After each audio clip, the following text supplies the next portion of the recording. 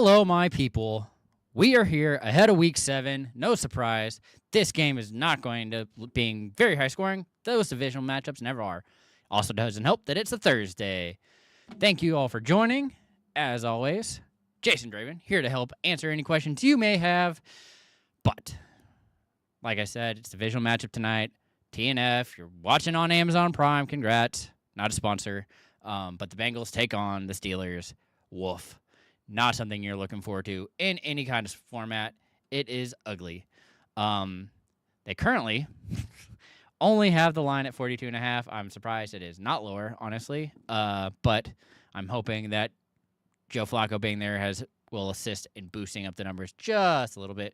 Because the only game I think lower is the Dolphins and the Browns. Double checking real quick. Yeah, there are a bunch that are at the same number. Well, I guess Giants and Broncos are also that low. But if you guys have questions, please ask them. No big surprises so far this week. I think tonight your Warren is really set for a pretty good game. Rodgers is a viable streamer. However, being a Thursday, it's rough. You don't want it. It's not your ideal situation. So definitely don't like it. Don't want to mess with it. Yikes. Other thing about the Bengals, not going to have Hendrickson. So I actually have the Steelers recording Herbig. So you want an easy bet. I think that was plus 180. Really like that as an option. But we'll see. Of course, J.J. Watt is probably likely going to get after it too. But it's going to be interesting. Joe Flacco doesn't like to get hit, so I would expect him to be able to stay upright for a majority of the game. But I do expect him to. I'm going to say he gets sacked at least 3 times, which, granted, is a lot, but it's not the 6 times that we've seen in the past for some other teams not to be named. Guys have questions, please ask them. Otherwise, I'm going to keep just rolling through players that I like. Puka Nacua, talk about people that I'm a little nervous about. The fact that we're not sure he's playing isn't an ideal situation. You don't like to see it. It makes it very scary. If you're looking for a pivot from that, you're probably going to be looking at Jordan Whittington. I don't love that as an option, but kind of what you end up with. If Puka is also out, Tyler Higbee becomes another streaming option at tight end. But again, it's so rough. You don't want to be messing with that kind of stuff in this kind of situation for you. So definitely not the situation you want. Let's see. Any other big issues? Olave having limited practices. Not super surprised. Kamara, limited practice. Vet stay. What's up, Daniel? How's it going? Just rolling through all the stuff going on. Honestly, tonight, if you have players going, put them in the actual positions to play so you're flexible. You don't want them in your flex. That will cause issues. Tamara, good afternoon, good evening. Addison or Vidal? It's Addison. Yeah. Well, it's not so much that. He should be fine. Don't get me wrong. Vidal should be fine because they are going to continue to chase points. The good news for the Chargers, though, is now Alt is back at practice. Their left tackle is back at practice, temporary left tackle. But I don't love it. It's an option that you're probably looking at, though. The upside for Addison, though, is just too big for me to sit him, especially since it looks like they're going to continue to roll with Carson Wentz. So I can't sit Addison. I understand being worried about benching Vidal, but it's a tougher matchup, and you're really hoping for all the checkdowns. All right, Daniel. Flacco or Gabriel? This is close. And it's not so much. I like Gabriel more. So I know Neil is probably going to say Flacco, would say Flacco. I just can't bring myself to do that. He has a lot better weapons. They look solid. But currently I have, let me see. I have Flacco at 21 and Gabriel at 17. I know. It's not super. So you're looking at a quarterback 2 in that situation, and it's rough. So to give, like I said, Trevor Lawrence is higher, Justin Herbert's higher, Jalen Hurts is higher, Aaron Rodgers is higher. So if you're looking for somebody tonight, Aaron Rodgers I have as an option. But in that same aerial as Gabriel, you're looking at Fields and Dart because of the rushing. I just don't really like it. Tamara, Rodgers, or Fields. It's going to be Rodgers. I have him significantly higher than Fields. Makes it really easy. The nervousness for me really comes in the fact that he needs to throw 2 touchdowns. If he doesn't do that, you're going to be really upset with Rodgers. But I still think that puts him at a good position. I'm guessing he is going to be around, I'm going to say 225 passing yards. So if he gets the 2 touchdowns, you're right about that 20 mark, which is why I have him at 12. I should probably switch him with Hurts and move him to 13. But the fact that Hendricks is out for the Bengals, like, makes me really think Rodgers is going to be able to stay upright, and I'm not worried about him. So that defense is not good, and they only have one real star player. Assuming I'm starting Dowdle, yeah. What do you start? Brown, Mason, Pollard, or Tucker? Kind of depends what you need.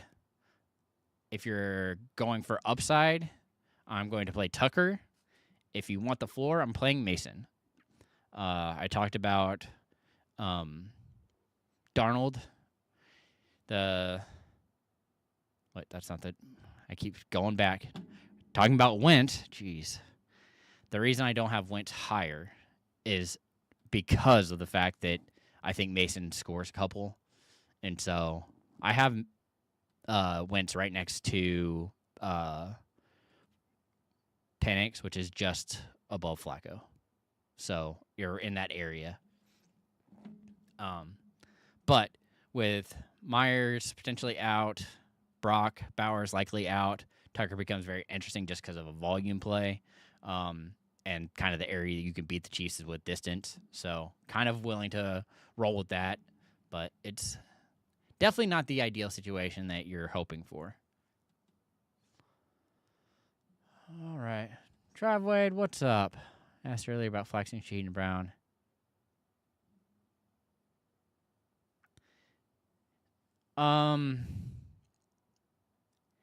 Yeah, I mean, so when you're looking at that, it's a late injury. The groin is always iffy. I expect him to still play. Like, I still expect Swift to play. But I mean, I didn't love the matchup for him already. And then the fact that you're also looking at Shaheed, who Olave has logged limited practices the past couple days. Don't get me wrong. I think Olave is going to be fine. But the Bears secondary, not something I'm super scared of. Rattler always going to throw, makes me want to lean that way. I think it also offers a lot more upside. So, yeah, it becomes very iffy. And with the fact that you have Pacheco as a backup, that would be where I pivot to if Swift is out. I just think Swift is a safer number. I know that Neil didn't like him when we talked yesterday, but he's still seeing a good volume, and so it's hard to get away from that. Tamara, yes. I like Whittington over Marks and Harvey. It's close with Golden. It really will, it really depends on what you need. I think Whittington is the safest of all of those options. It's close with Marks for just a floor of that 5, but the upside is, I think, the highest for Whittington, with it being really close with Higbee. What if Dalbert? I'm not worried about them just splitting. I mean, I do think that's probably going to be the case. It's going to be a hot hand approach. It's the Jets, so they're going to be checking down a lot. I would not be surprised if both of them see 5+ targets if they're splitting. If one of them is the lead, I would guess that they probably see 8 targets, and that makes them somebody that I'm starting no matter what. And they both have the ability to break off a long run.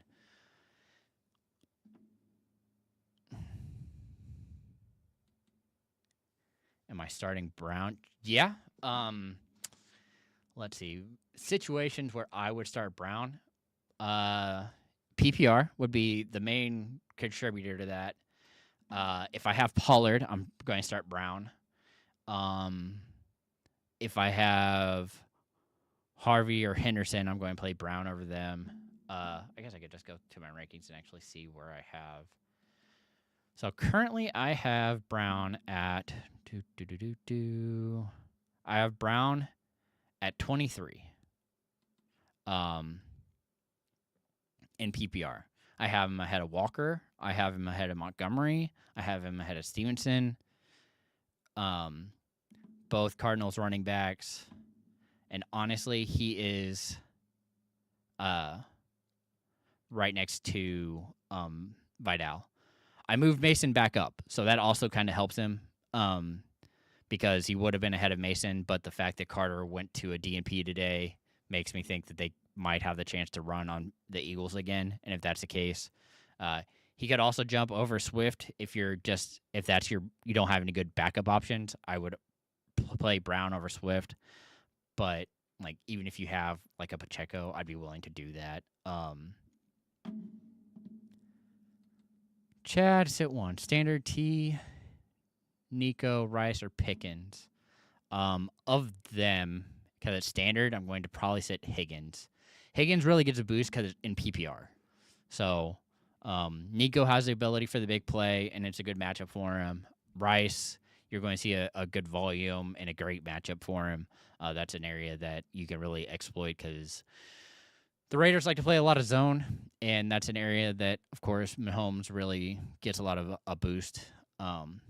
So I think there's a lot of success to have there. And then Pickens with Lamb back just makes it even better. That team doesn't have defense, so they're going to have to throw no matter what.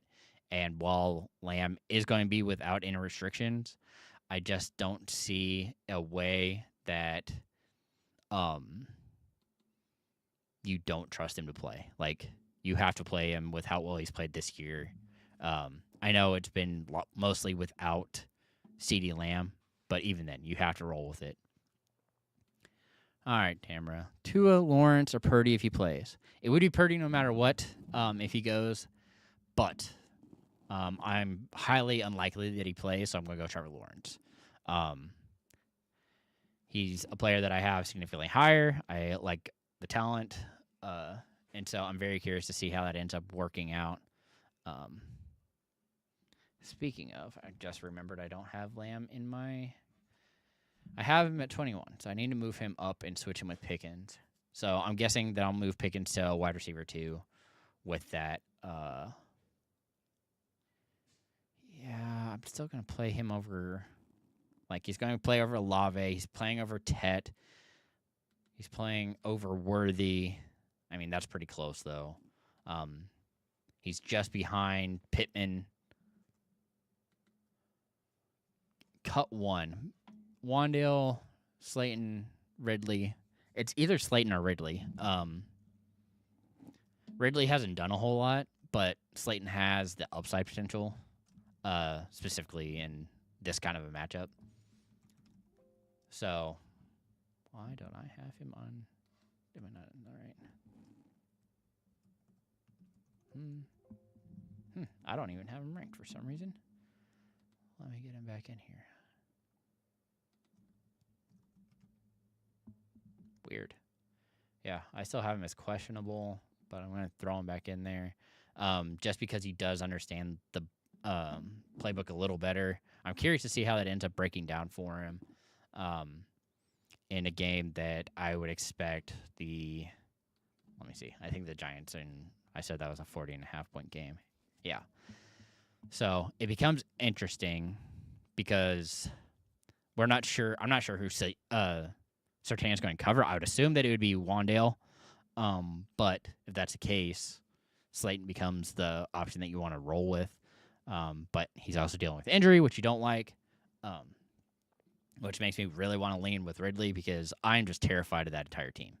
That's really what it comes back down to. Right now, the only player that I am willing to play is the defense playing the Titans and potentially Spears. because it's so iffy. You don't know who's going to go to. Iron Banner if you really are hurting in a flex. But, all right, Tamara. Do you think Lamb coming back will have a very... because their defense is so bad, it will really be based on matchup. I think this is a game that... Let me see. I think the Eagles and Giants are... Not... Why am I thinking the Eagles? The Cowboys. Cowboys and Commanders are playing. So the over-under in that game is 53.5, which I'm going to say is the highest over-under on the week. The only game that's close is the Lions and Bucks is at 53.5.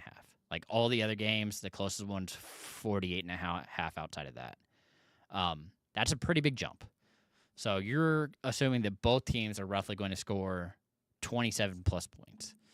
And because of how bad that Cowboys defense is, I just don't see a way that they're going to be able to not throw.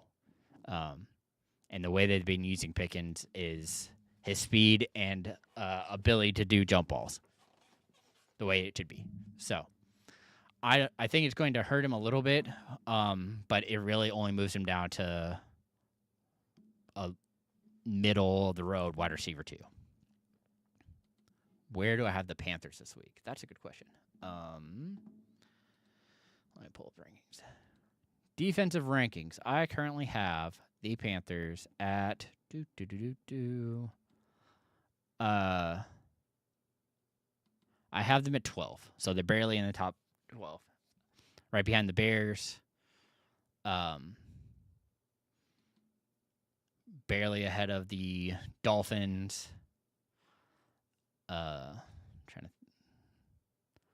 Rams are right there too.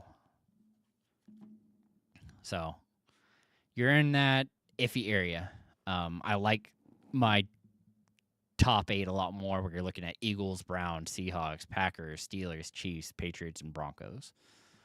So those are my top 8 defenses that I like a lot more, which is why I'm trying to get you guys ahead. You have to pay attention. Had the Patriots widely available 2 weeks ago, and they've had great matchups and done pretty good work since. So, I mean, they held the Jets to 3 and got 6 sacks, so negative 10 yards. That's a pretty solid play. But yeah, man, I've just been rambling. Sorry, guys. It's been one of those weeks already.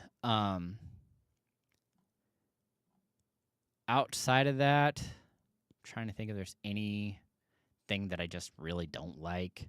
The split between Walker and Charbonnet is something that we kind of touched on that concerns me. I'm curious. I'm watching to see how Woody Marks does. If they've made the switch after the bye, if they're going to really just hand him the job and see what he can do. Hoping to see Kittle be a full go. He hasn't had a full practice yet. It's limited yesterday, limited today. Hoping for a full practice on Friday. Swift popping up today did make me a little nervous. I'm just really hoping that he got a little sore and just needs to walk it off. But the other thing that kind of scared me was McLaurin stepping back from a limited practice Wednesday to DNP today. That makes me super nervous. Makes me believe he might not play. AW, JCM are Worthy and Flex. I don't think you go wrong here, but because it's PPR, I'm probably going to go Worthy just because he does get the points for his catches. JCM, I currently have as a top, I think, 16 running back. Double check. And that's in PPR. So I have, just kidding. I have Merritt at 8 currently because I don't like the other people's matchups nearly as much. So have him at 8, but as a flex, which this would be, I have Merritt at Let me find where Worthy is. Okay, I have Worthy at 31 as a flex in PPR, and I have Merritt as a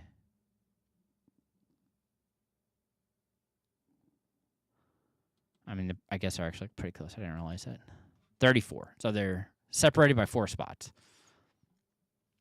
So it's close. I don't think you go wrong. I just think that there's a lot more big playability for Worthy than there will be for Meyer or Bill. For Bill, we'll just go Bill because I keep thinking Jacoby and all that nonsense going on. But honestly, it's close. What's up? Our PSD Gainwell tonight or Pollard? That I don't like. Can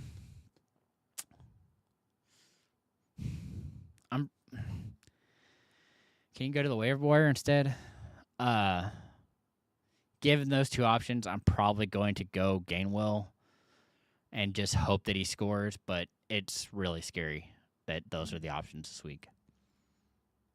Daniel, better pick up Seahawks, Rams, Panthers, Finns, Jets, or Chargers.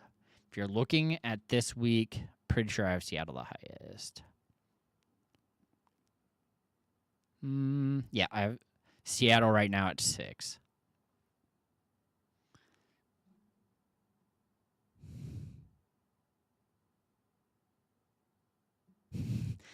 Yep.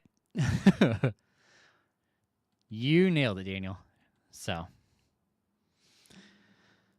all right. Well, think this will be short and sweet. Like I said, this game's always iffy because it's divisional. Makes you not appreciate it nearly as much. So I'm curious to see how that ends up working out. How about Bam Knight or Gainwell or Pollard? That's actually interesting, mostly because I don't know who they're going to pass to. And if he sees any targets, I think he'll be more valuable than Gainwell or Pollard. So I'm probably going to go Bam Knight in something that I would consider almost exactly a 50-50 split in a game where they will probably be without Marvin Harrison and might be without Kyler Murray. So of them, I'd probably go Zonovan Knight. All right. Outside of that, I'm trying to think if there's any news that you guys really will care about. That's one thing we didn't talk about last night that I found hysterical that, again, nobody cares about. But the fact that Anthony Richardson got put on IR after hitting himself in the face with a band, so he was clearly stretching and it probably came off of his foot and just whacked him in the face, is something that is super impressive and just shows how unlucky he continues to be.